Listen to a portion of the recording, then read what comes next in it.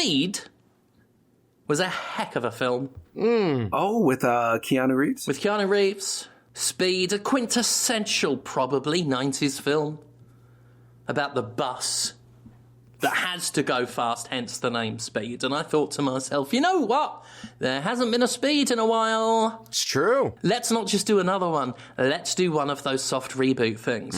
So I give you Speed, Speedux, parenthesis, Redux, so that they know what Speedux meant. It's explaining the clever title, but it's the kind of clever that no one understands, that only the creator of it understands, so it needs to be explained in the title. It needs to be explained. People need to know how clever it is. If just one person doesn't know that Speedux is a great bit of wordplay for Redux, then I will actually die. I'll be deader than Lord Byron, who has been dead for a bit. Speedux Redux. Speedux Redux. Just calling it Speedux on its own would have been good, but no one would have known what the fuck we were talking about. Is it actually Speedux Redux? Speedux Redux? Just to make sure that everyone knows exactly what's going on, yeah. So it's all of them. It's Speedux Redux. Yes. And on the tagline is, it's a soft reboot of Speed. Like the new generation, like the next generation, like Star Trek was a sort of a reboot, but also a continuation, yeah. It's a heck of a film, Jonathan. The time is, I don't know, whenever you're watching the film, I guess. The place, a road, a bus. And it's driving along pretty well. The driver's there, driving along, played by Brendan Fraser. Just letting people on the bus, goes to the stop on Warwick High Street, just, oh, hello, get right on. No charges today, 'cause I'm in a good mood. Nothing'll go wrong. Makes another couple stops. Just get on, everyone. I'll explain every time you get on that it's free today, like free comic book day, except it's a ride on the bus. This is Brendan Fraser we're talking about. Right, yeah. Driving the bus. All sorts of great characters get on, Dean Cain gets on, hello, I'm Dean Cain, I'd like to ride the bus. Oh, I bet you would. Go on in, don't worry. Because he's worried he sounded a bit standoffish at first when he said, I bet you would, as if, Dean Cain's not good enough for the bus. But he is. Jonathan, it's fine. He's okay? Yeah, Willem Dafoe gets on, right? It's the actor Willem Dafoe playing a character, and he looks surly, and he looks dangerous. And Brendan Fraser says, oh, come on the bus, and does another 20 stops. That's the first 35 minutes of the film. First 35 minutes of the film or so is it's just a really nice, relaxing film about a bus route. It's world building. Oh, yeah, we are building such a world inside that bus. The fanciful characters. The deep lore that's going to develop. Just on a bus. Oh, God, yeah. We've got the Moonlight Child kissed by the moon in a forest, played by Sarah Silverman. Just covered in whipped cream so that she looks a bit moony. And she's like, sit next to me and have a lick of this whipped cream.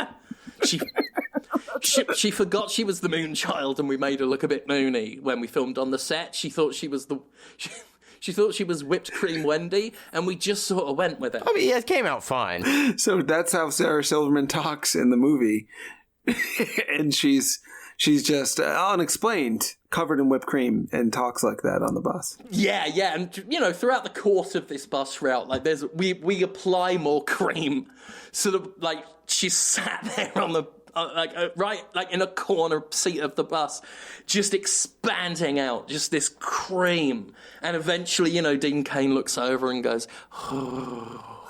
What? Oh. What? Basically doing what Tom does in the Tom and Jerry cartoons that came after the famous ones, when they were in the letters. Crawls over on all fours and just starts lapping the cream up off the floor, just to give the audience a sense of what it's like to ride a bus, because by the time this film comes out, we won't have buses anymore. People won't know what went on, and they gotta know. They got to know there was once a time when, like, more than 2 people could be anywhere. So anyway, right, on that cheery note, it's time for the action to start. Some sinister music strikes up.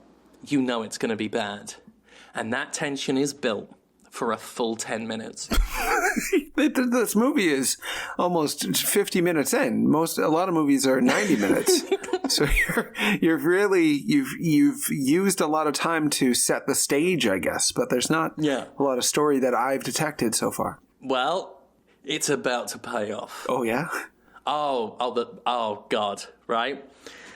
The dam's breaking on this one, folks. Willem Dafoe stands up. Dun, dun, dun. Listen up, you pieces of shit. My name is the bad one on the bus. And that's all you need to know. That's his name. Yeah. That's when he was born, his mom and his presumably maybe another parent was like, "Oh, he's born. What should we name him? The bad one on the bus." What? The bad one on the bus. Name him. Name him that. That's how they did it. Yeah, in fact, what you've done is you've described the flashback scene that happens immediately after Willem Dafoe says he's the bad man of the bus. It just flashes to Deborah Messing. As the mother. Uh-huh. And that fucking guy who played Jaime Lannister on Game of Thrones. Walter Costo, I think his name is. And he's just, what should we call him? It's basically just what you did, you know. Yeah, I call him the bad man on the bus. Oh, good. And then immediately back. Immediately back to the bus with one of those, like Edgar Wright style, like swooshy camera pans, like, back to the bus. Because you really care what he's going to do now that you know that's what his name was and why. You're so invested in this plot that's 55 minutes in. Yeah. Nothing's happened. Goes right back, you bet your ass. You bet your ass, Deborah Messing and Jaime Lannister called me the bad one on the bus. Now listen up, dipshits. This bus can't travel any slower than 100 miles an hour, or I am going to get so cross. You can imagine the panic. Fucking hell. I mean, you can just... Brendan Fraser's freaking out. I wasn't trained for this! I wasn't trained to ride the bus! I've never driven one in my life! Like that. Terrified. Yeah! Who will drive the bus? So that the bad one doesn't get cross. You! Keanu Reeves. Oh, boy. The one from Speed, not Speedux. You drove the bus in the film. Probably. I don't think you did. You want to do it now? Oh. Yeah. That's Keanu Reeves. Yeah. Well, I'll give it a shot. And just, drives the bus for 100 miles an hour till it hits a wall. And then Willem Dafoe looks at the camera and says, well, didn't think this one through. They're dead. They died. That's you hit a wall. Dying and wounded. Well, okay. So he was the Dennis Hopper style character who is like, okay, hot shot, but it's him just going, yeah. That's Dennis Hopper in Speed. It's just, and he's on the bus. He's not keeping himself safe at all. He's just deciding to basically put himself in danger in his ransom or whatever terrorism scenario. Well, I mean, and his threat is to get really angry, but because people can't stand not being liked, they feel the need to please him, and then they just they fail to survive or to stay healthy and unhurt by he's just Keanu Reeves is like okay, and then he just drives it straight into a wall. Immediately.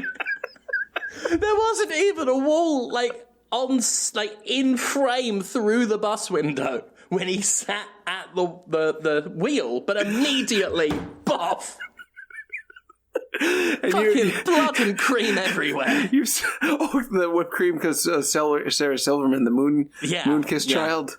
That deep backstory, the universe he built in that bus with one character. The Moon-kissed child is just a past her prime. Sorry to say it, comedian who's covered in whipped cream. That's your lore. That's your world building.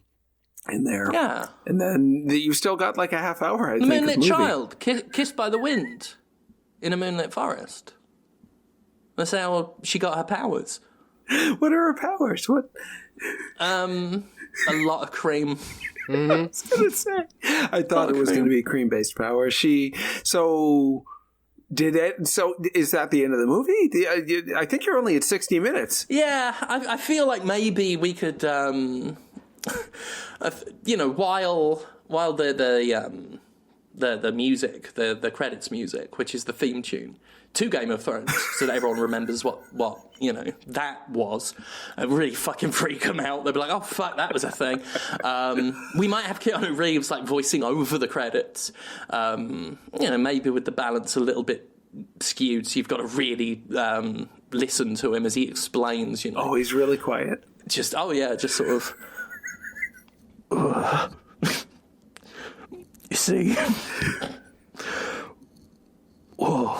You see, the point of the film is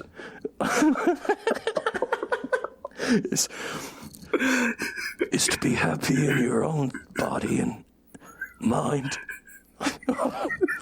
so that a bad man on a bus can't make you go fast.